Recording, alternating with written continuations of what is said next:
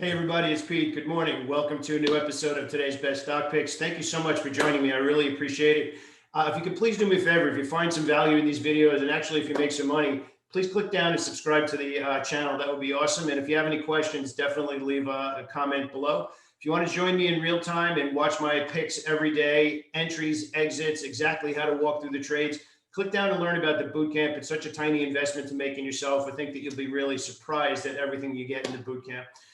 So today the futures are trading up again. It seems like we're getting some clarity on the presidential finality, I guess I don't know how to call it without being political. The Electoral College seems like it's going to vote. We're getting some clarity. The GSA gave Biden permission to start getting funding to get the transition going, which is really good news. And as we talk about quite a bit, the market loves clarity, and we're starting to get a little more clarity. They are also applauding the appointment of Janet Yellen, who obviously has massive experience coming in and to be Treasury Secretary, which is a big deal. So in regards to that, the market's up again. And again, whether you're early to the party or late to the party, right now, we are still slowly grinding higher. And there's no reason to look at the other side or to feel like you have to be antsy in your winning trades. If you missed this morning's video about when to add to winners, you definitely want to click on that because that applies right now. And I'm going to tell you why in a big way. This is all happening before a stimulus package comes out. So the pandemic is apparently getting worse from a numbers perspective, from testing and all of that kind of stuff. Then you have over here, you have now I think 3 or 4 different companies with positive vaccine news. So the market is clearly trading on, we're getting rid of the indecision. We're getting closer to clarity, and it's trading absolutely on a vaccine, which is the market's a discounting mechanism trading into the future. We're paying for the future earnings. We're not paying for the earnings we just had. We're paying, and that's why when you see a company report earnings, like I don't understand why did it go down? Where it's the guidance you're looking for, the future earnings that you're looking for, and the path of those future earnings. I'll give you an example. A company called SECH hasn't had a profit yet, but they're going from negative to closer to getting positive. So it's a negative number, but it's getting better towards zero. So it's being perceived as positive. So how does that relate to everything we're doing right now? Well, I had a question yesterday that I thought was really interesting. And this relates to game planning. This relates to order flow. This relates to reading the tape. And it essentially comes down to being in the right stocks and sector rotation, which we've been talking about. One sector to the next.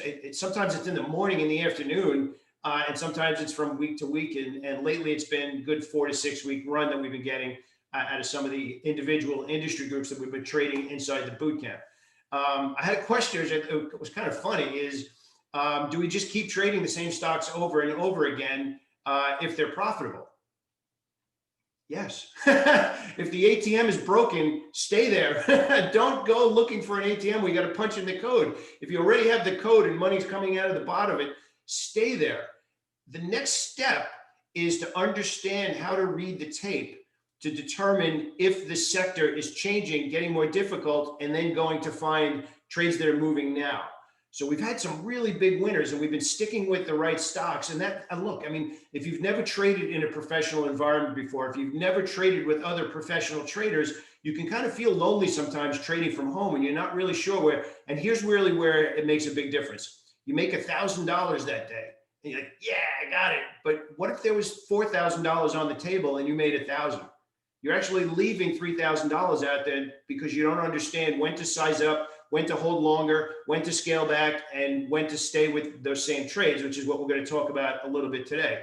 So we have some trades that are performing very well, and we see no reason not to continue to hold. Right now, we're mostly managing winning trades and sticking with the trades, and it's a question of whether it's a day trade or a swing trade. So I want to get that across. I want to give you that quote again. There's a lot of good news out here right now, and we're seeing follow through on the news, and the stimulus package is not even on the table yet. Well, it's on the table. It's not approved yet or decided upon, whatever the terminology is. If the trade you have, if the stocks you're working on are giving you money, keep trading simple, stay there. If the ATM is broken and money's coming out the bottom, stay there. So I'm going to walk you through some trades that we have been personally trading in the boot camp for the better part of the last couple of months And then we're going to show you some new opportunities right now that are meeting that same criteria, where we're seeing sector rotation out of solar stocks into electric vehicle stocks, into semiconductor stocks. And that's what it means to be a pro. We call hashtag trade like a pro in the community, because we're making purposeful action. We're not chasing price. We're saying the sector is strong. All of those stocks are strong. We're seeing follow through. We're seeing a push and a pause, a push and a pause, which is where we're getting confirmation. We're getting feedback from smart money that they're buying and holding it there and then pushing to the next level. So we're going to take a look at some stocks. I want to show you some ideas. We're going to feature Square and PayPal today because they seem to have found a bid again. And with the Bitcoin exploding, crypto exploding, and the news on PayPal and Square is they're making it easier to use crypto in their system. So we're going to focus on those today as well. But I want to walk you through some ideas where what I mean is don't leave the stocks that are working. And if you're in the community, these are stocks that we've been in, and now it's a question of managing profits. Now it's a question of, do I add? Now it's a question of, where is my trailing stop?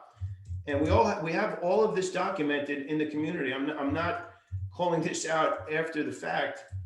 This is what it means to be involved with a community of traders that are on top of their stuff.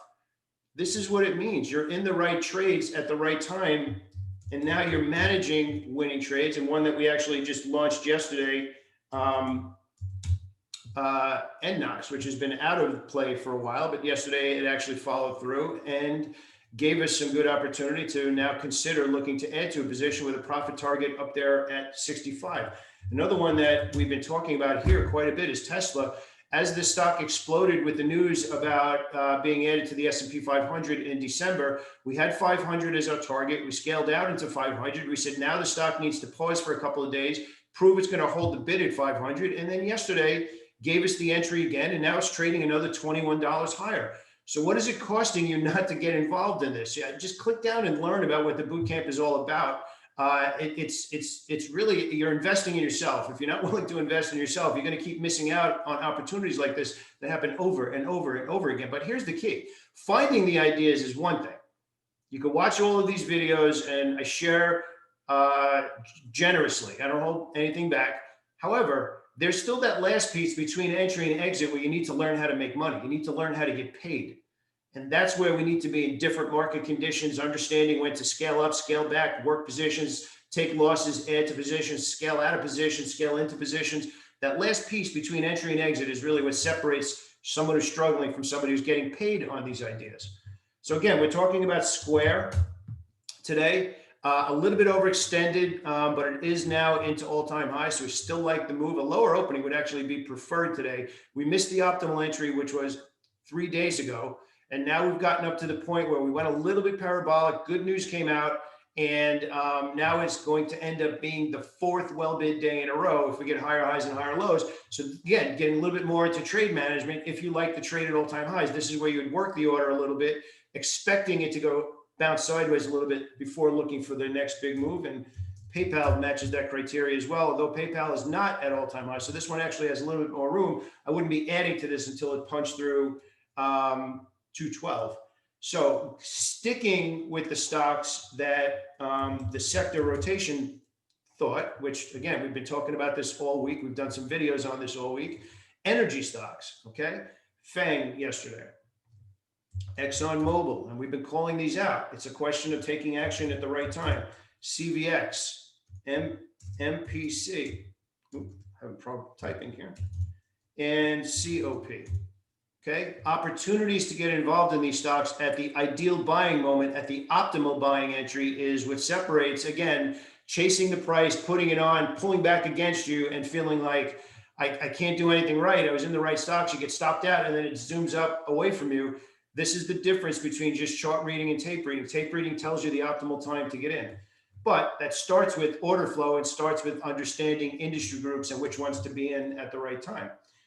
Plug, another one we're going to be watching today. It actually had a really good, clean pullback. We had 3 days of melted candles here. That wasn't really obvious we wanted to see. They were well bid, but not obvious. Yesterday gave us a little bit more clarity where we went now well bid through the breakout level. Coles, again, following through on earnings. We've been saying it over and over again. We're not trading into earnings and waiting for the earnings to come out and then trading the easier setups, the easier tape to read after that. This was earnings, a couple of days of taking a break and then following through again. Micron, we called out this week. Micron got some nice follow through on a really clean bull flag, which makes us start to look through other stocks that are in that universe, and WDC came up.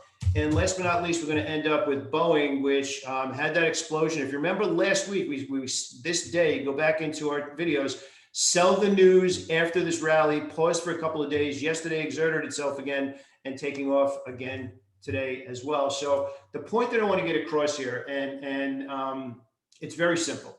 If you're struggling right now, if you're actively trading and finding it hard, if you're trading options and trying to time this market right now, and you have to have that perfect timing and it has to move at the exact time you want it to, if you're struggling with all of this, it means you're in the wrong stocks. That's really what it comes down to, because the stocks that are getting attention from Wall Street, the stocks that have clean, obvious order flow going into them, the stocks that have profit potential, the stocks that identify really clean, optimal entries, those are the ones that are going to be easier to see predictable profits and see your account go up and up and up.